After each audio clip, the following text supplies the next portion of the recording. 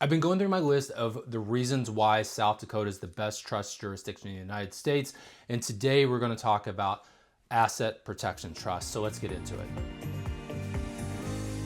All right, asset protection trust. So properly understood, an asset protection trust is when you set up for yourself, for your own benefit, you set up an irrevocable trust for your own benefit, you move assets into it, and like I said, you continue to benefit from this trust.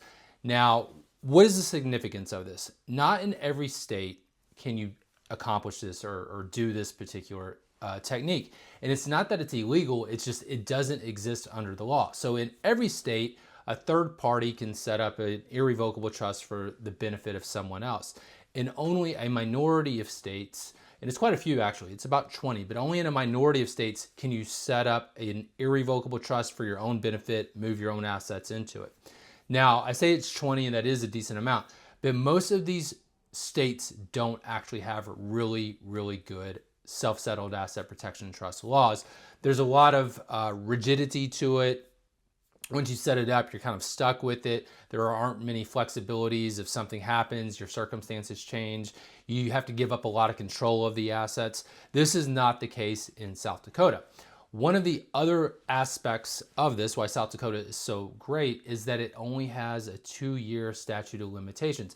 So where we see asset protection trusts fail is with what's called the fraudulent conveyance doctrine. And that means that you can't just impoverish yourself for purposes of avoiding a personal creditor. So you can't just start giving assets away and think, oh, I don't have to be on the hook anymore for these creditor claims against me if I just give assets to trusts or to LLCs or to individuals, whoever it may be. So states don't allow that. And they allow certain transfers to be challenged by personal creditors. Some states it's 4 years, some states it's 5 years, some states it's 3 years. It just depends.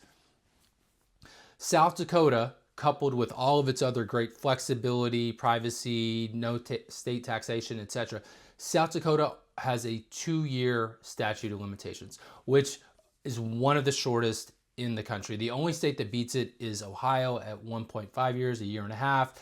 But Ohio doesn't have nearly as flexible laws when it comes to all these other aspects that I've talked about in these videos.